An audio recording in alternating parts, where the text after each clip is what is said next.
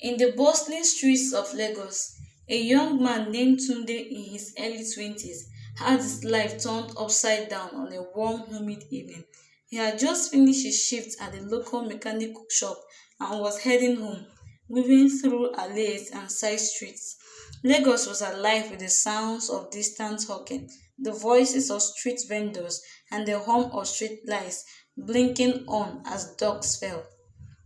As Tunde walked past a large dumpster near an old rundown building, he heard a faint cry. He stopped, straining to listen again. The sound was unmistakable, a baby's cry. Puzzled and concerned, he edged closer to the dumpster, his heart pounding. Peering inside, he saw a small, frail baby girl wrapped in a dirty cloth, her face smeared with dust, but her eyes wide open, looking at him. Tunde's heart broke at the sight. Without a second thought, he reached in, gently lifting the baby out. She was so light. He looked around, hoping someone might be nearby who could claim the child, but the alley was empty. With a deep breath, he cradled the baby in his arms and made his way home, determined to keep her safe. When Tunde walked through the front door, his mother, Mama Tunde, looked up from where she was cooking in the kitchen. She gasped, her eyes widening as she saw the baby in his arms. Tunde, what is this? She exclaimed, her face a mixture of confusion and shock. Mama, Tunde replied softly. I found her in the trash outside. Someone abandoned her. She was alone and crying. I couldn't just leave her there. But Mama Tunde's expression hardened. Eh? So because you found her, you want to bring her into our home? She turned to his father, Babatunde, who had just entered the room, attracted by the commotion. Babatunde, can you see your son bringing a baby from the streets into our house without even thinking twice? Babatunde scratched his head. Tunde, you know we don't have money to care for another person. We are struggling as it is.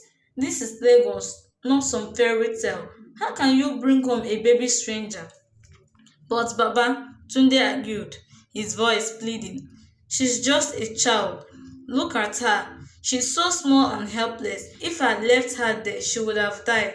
Mama Tunde shook her head, her hands on her hips. This is someone else's problem. She's not our child, Tunde. You cannot take on responsibilities that are not yours. What if her parents come back looking for her? What if she brings bad luck into this house? Tunde looked down at the baby, her tiny fingers wrapped around his tongue. He felt an overwhelming sense of responsibility, stronger than anything he had felt before. He knew his parents' concerns were valid. Life in Lagos was hard, and taking care of a child would be difficult, especially a child that wasn't his own. But he also knew he couldn't abandon her. Give me 1 month, he said, looking his parents in the eyes, his voice steady. Just 1 month. If things don't work out, I will find another solution. I can't turn my back on her. After a long silence, Babatunde sighed. 1 month, he agreed reluctantly. But Tunde, understand, this baby is not your responsibility, and if anything goes wrong, you will have to deal with it. Relieved, Tunde thanked his parents and took the baby to his small room. He stayed up late that night, rocking her to sleep, thinking of how he could care for her and give her the love she had been denied. He decided to call her Ireti, meaning hope in Yoruba, because to him she symbolized hope for a brighter future. Despite the odds stacked against her, over the next few weeks, Tunde juggled his job and his new responsibilities. His friends teased him, calling him Baba Ireti whenever they saw him buying diapers or baby food. But Tunde didn't care. Ireti quickly became the light of his life, and slowly Mama Tunde's attitude softened. She found herself drawn to the baby's laughter and would often watch from the doorway as Tunde played with her, his love for the child undeniable. One evening, as Mama Tunde fed Ireti a small spoonful of mashed yam, she looked up at Tunde and sighed. Maybe you were right, Tunde. This little girl, she has brought something special into this house. Tunde smiled, feeling a surge of gratitude.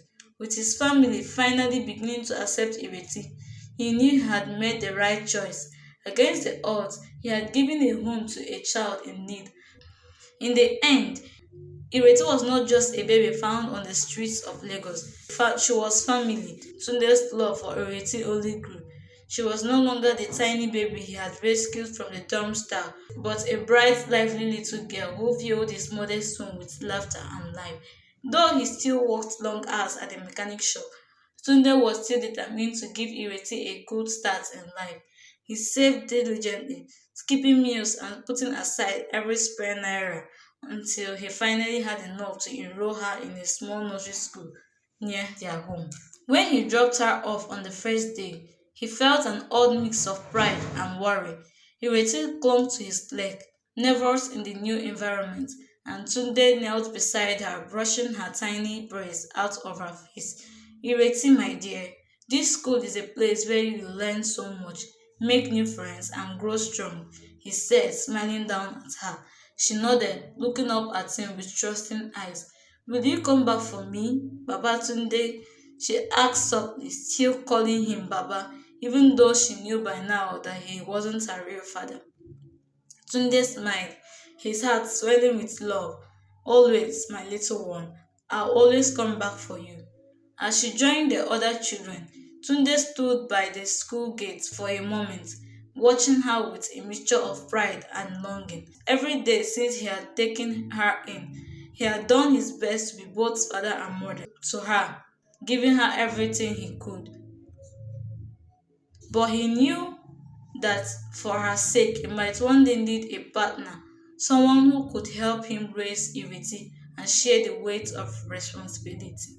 As time went by, Tunde met a few women who showed interest in him. The first woman, Aisha, seemed kind and understanding at first. She and Tunde went on a few dates, and she even joined him for a day out with Ireti at the local market. But when Tunde brought up his hopes for a future together, she hesitated. Tunde, she said gently, I like you very much, but I didn't expect to be a stepmother so soon in my life. I want to start fresh with someone. It's hard for me to see a future where I have to share you with someone else's child. Tunde understood, though he was disappointed. He let her go without holding any grudge. But the next woman he met, Jumuke, echoed similar thoughts. She too was kind at first. She even took Ireti to a local playground. Yet she grew frustrated as time went on, especially with how much time Tunde spent at work to make ends meet for him and Ireti. Why can't you let her go live with your parents, at least until we are married? She suggested one evening. Then we can start our own family. Tunde's heart sank. Jumoke, I can't abandon Ireti. She is my family. Though he hoped she would understand, Jumoke soon drifted away, unable to commit to a life with Ireti in it. Tunde felt alone, wondering if he could ever find a woman who could see Ireti as part of the package, not as an obstacle. One Saturday morning, as Tunde and Ireti strolled through the market, they met Amaka, a woman who ran a small kiosk selling children's clothes. She was warm and easygoing with a ready smile and a calm way of speaking that made Ireti giggle. She chatted easily with Tunde as she helped Ireti try on a small dress, laughing as Ireti twirled around pretending to be a princess. When Amaka learned about Tunde's story, she didn't flinch or withdraw. Instead, she looked at Ireti with a smile. It takes courage to love so fiercely. Tunde, Ireti is a lucky girl. One evening, Tunde invited Amaka to his parents' home. Mama and Baba Tunde, who had initially disapproved of Ireti, were now fully committed to her, treating her as their granddaughter. As they all sat together in the modest living room, Amaka held Ireti in her lap, reading her a story as Baba Tunde watched with a smile. It was a peaceful scene, one that felt like it could truly last.